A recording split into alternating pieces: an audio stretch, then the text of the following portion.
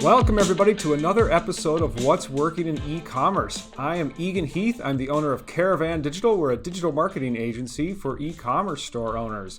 And today I'm so excited to have on Coley Martin from Exit Intelligence. Coley, welcome. Hey Egan, thanks for having me. Yeah, thank you for being here. Tell us a little bit about what you do and tell us about Exit Intelligence and kind of the services and products you guys provide. So Exit Intelligence, we are basically an agency for email and SMS acquisition. We work with small to mid-sized e-com brands day in and day out, really just helping them grow and achieve their potential online. Where do you guys like to start? What's kind of the first thing you guys like to look at with a client?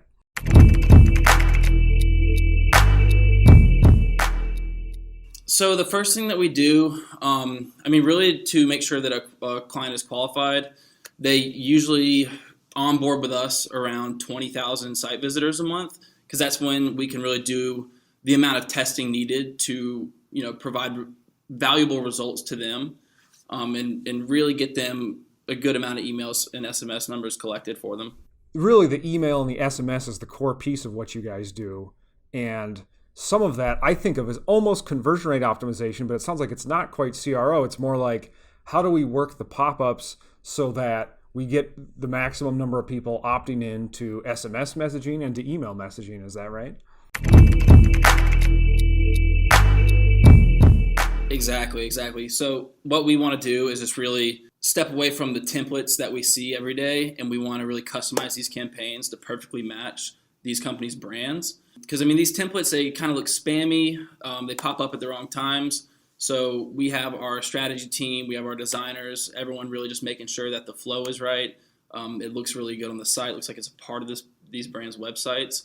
And just collecting as many emails and SMS as possible. And are your clients, they're often on, I assume, on Shopify, WooCommerce, things like that, and they're using email tools like Klaviyo, is that? Yeah, I'd say about 90% are Shopify and Klaviyo. And what you guys have found is that you can make better pop-ups than basically Klaviyo can natively, is that right? Klaviyo, their pop-ups are decent. We see people getting around, on average, around 3 to 5% opt-in rates through Klaviyo pop-ups. But when you onboard with us and we're really just jumping into your brand and finding out what works best for your visitors, we're usually coming out of the gate with about 8 to 15%. Yeah, that's phenomenal. And I should say, Coley, that's the reason I wanted to have you on today, is we're working with the client mutually, and we were happy to have them up and around 7% opt-in rate. We had been A/B testing pop-ups with Klaviyo, and we were really stoked about that. And the owner came back and said, hey, we worked with Exit Intel and we got it up to 15%. And my jaw just dropped because I'd never even heard of that before in my life.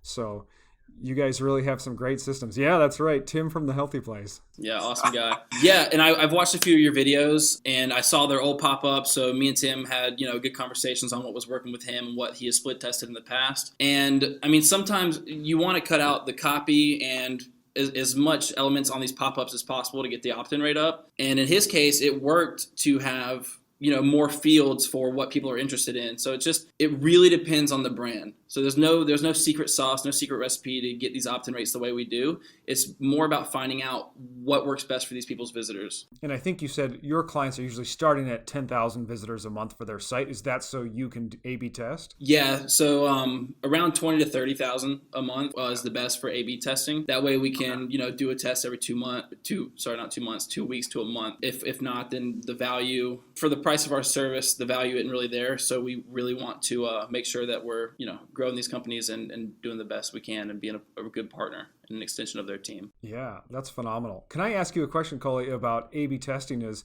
you're running tests every 2 weeks or so then if we have a client with that much traffic, right? How many of your tests, produce results?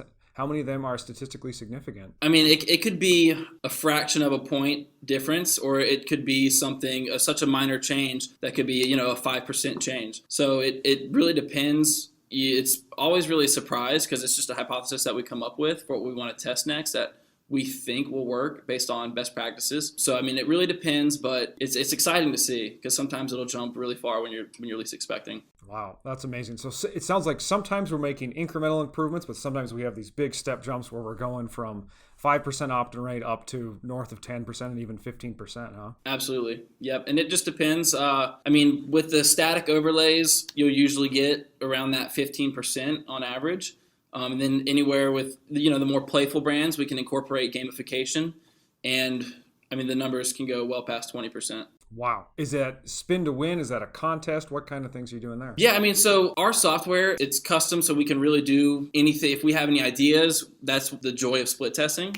So if we come up with ideas, our design team and our dev team will get on it, and we'll make sure that it works on the site, and we'll be able to test these new games. So spin wheels, we'll do like pool to win, contests, we'll do giveaways, and yeah, they usually perform extremely well. That's phenomenal. And I understand you've got some slides you can show us here, or some of the things you guys like to test. Yes, absolutely. That's awesome. I would love to see what's working here. Obviously, the show is called What's Working in E-commerce, and I know you guys are really tapped into that, so I'm really excited to see this, Coley. Thank you for bringing this.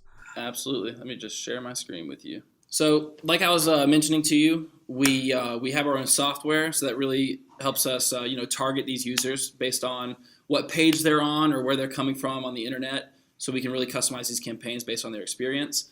Obviously, the UX is super important. We don't want to be intrusive. We don't want to annoy the customer. So we make sure that our campaigns, the flows are seamless. And, our designers are just perfectly matching your brand to really make it look like it's part of your website. And after that continuous A/B testing, like we spoke about, that cycle just continues to repeat. So that opt-in rate is never going to be stagnant. We're always going to be improving on those results. And then also when you sign on with us, you'll get your own custom dashboard. So you can see how many people are coming to your website, how many new visitors are seeing these campaigns, and how many emails that we're collecting. And you can also view that live split test. So you can see which opt-in rate is winning, and we have an algorithm that decides when one test is conclusive. And then that's when your client success manager will come to you and just kind of explain to you what won, why it won, and then what we want to test next for you. Beautiful. And just to be clear, you guys are managing the pop-up then with Exit Intel, and then the data is still going into whatever tool people are using. So Klaviyo for email or whatever they're using for SMS, right? Absolutely. Yeah, we have super solid integrations with Klaviyo and Shopify. So it's super easy, but if there is anyone with a custom site or on any other platform, our dev team, we just figure out how to integrate and maybe an API key, but it's usually never a problem. And for further analytics, for viewing the ROI and whatever else is coming from Exit Intel, we send events to GA or whatever other platform you're using for those analytics. And then a little bit about what we spoke on for what works best. Just one example of a strategy that works for a client. So instead of having a pop-up template, like I was saying, this is a more playful take on a pop-up. So it's a spin wheel, and you hit spin. You definitely want to make the value proposition clear to the visitor. So we hit spin now, and before asking for their email, show them the wheel. And then to stop the wheel, they'll have to enter their email. And they'll get, say, 20% off. And instead of having a template with enter your email and your SMS, that might be too much information for someone to be interested in doing at the time. So we put it as a two-step pop-up, and then we up the incentive sometimes to get that SMS number. So maybe throw in a mystery gift or raise that 20% off to 25% off. And then they can just hit tap to text. And then throughout the rest of the flow, you can see here, apply code. And if they're on Shopify, it's really easy to just apply that straight to checkout. What kinds of tools are you seeing people use for SMS?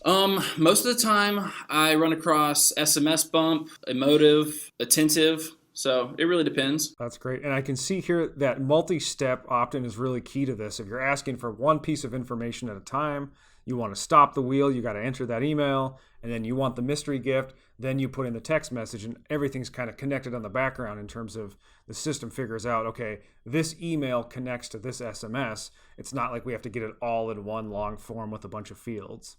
Absolutely. And then also, if someone doesn't want to raise their incentive, we can just keep the copy the same throughout. So it's like you don't have to do that, but it sometimes does perform better. Like I said, it just depends on the brand. So if you guys are seeing, let's call it a 10 to 15% opt-in rate on email, what sort of percent would you see on SMS? I'm sure it varies, but I'm curious even what's a good range? It's usually a 50% click-through for SMS for people who have already entered their email.